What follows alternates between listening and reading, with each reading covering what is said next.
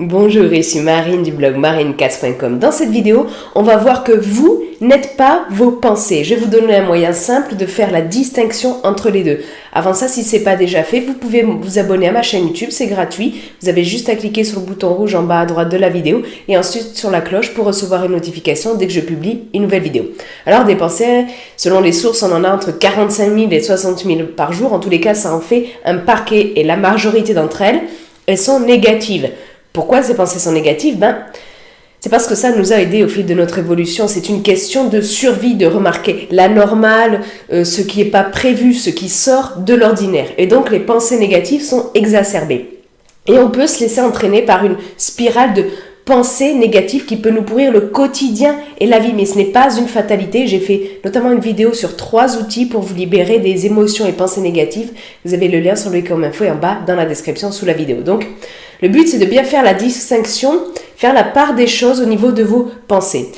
Le problème avec les pensées, c'est qu'on a tendance à les suivre aveuglément. Je veux dire, une dizaine de milliers de fois par jour, on a des pensées comme ça qui pop, qui nous assaillent et sans s'en rendre vraiment compte. Et si on essaie la méditation, peut-être ne serait-ce que 2 minutes, 5 minutes, et vous allez vous rendre compte du paquet de pensées qui arrivent dans votre cerveau. C'est hallucinant, quoi.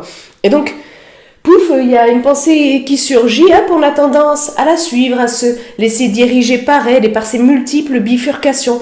Et la pensée, elle peut aussi surgir comme ça, sans prévenir, sans rapport avec ce qu'on était en train de faire. Et comment dire, nos pensées, en fait, ce qu'elles font, c'est qu'elles cherchent ce qui cloche, ce qui pourrait être corrigé pour que tout soit pour le mieux. Encore une fois, pour des questions de survie, je veux dire, pendant des dizaines de milliers d'années, voilà, et c'était vraiment vital de remarquer tout ce qui clochait, tout ce qui n'allait pas. Et donc, on est resté avec ce mode de fonctionnement-là par défaut. Mais, comment dire, du coup, les pensées, nos pensées, notre cerveau, il a une fâcheuse tendance à exacerber le négatif. Alors qu'en réalité, le négatif est l'exception. J'ai fait une vidéo sur ce sujet, vous avez le lien sur le comme info et en bas dans la description sous la vidéo. Le problème aussi, c'est qu'on a tendance à confondre nos pensées avec nous-mêmes. Mais vous avez sans doute remarqué que vous pouvez avoir par moments des pensées qui ne correspondent pas à la personne que vous êtes. Donc vous voyez bien qu'il y a une distinction entre les deux. Les pensées, elles peuvent vous faire mal, elles peuvent être critiques, elles peuvent vous faire croire même des fois que vous êtes une mauvaise personne. Et j'ai fait une vidéo sur êtes-vous une bonne personne? Vous pouvez aller la voir sur le i comme info et en bas dans la description sous la vidéo. Donc vos pensées ne sont pas vous. Alors c'est difficile à appréhender parce que nos pensées, elles viennent de nous, il n'y a que nous qui pouvons les entendre, il n'y a que nous qui avons ce type de pensée-là, de par tous nos paramètres et tout. Nos pensées sont uniques à nous-mêmes, la combinaison de nos pensées sont uniques à nous-mêmes. Et donc, mais vos pensées ne sont pas vous, c'est justement, en fait c'est simplement différentes parties de votre cerveau, plus ou moins primitives, qui s'expriment avec des valeurs et des priorités différentes. Les parties de votre cerveau les plus primitives, elles ont comme priorité la survie, alors que d'autres, autre chose, vous voyez. Et donc, comme le dit le philosophe Alexandre Jolien, en fait, c'est comme radio mental FM, quoi, ou radio cerveau si vous préférez. Et cette analogie, elle peut vraiment vous aider à faire la distinction entre vos pensées et vous. Ces pensées, c'est comme des paroles d'intervenant d'une radio sur laquelle vous êtes branché. Ce sont de simples avis, en fait. Vous n'êtes pas obligé d'être d'accord avec, de faire ce que vos pensées vous dites de faire. Certains intervenants, comme à la radio, comme dans vos pensées, mettent l'accent sur le négatif. D'autres vous poussent à rechercher uniquement le plaisir, à délaisser l'effort, ce qui peut vous pousser à procrastiner. J'ai fait des vidéos sur la procrastination, je mets le lien sur le comme info et en bas dans la description sous la vidéo. Donc, comment dire, tout comme vous n'êtes pas ce qui est dit à la radio, vous n'êtes pas tout ce que disent vos pensées. Elles se présentent à vous sans y avoir été invitées, c'est tout. Et donc, vous avez déjà sans doute remarqué d'ailleurs que votre petite voix à l'intérieur, c'est pas toujours la même.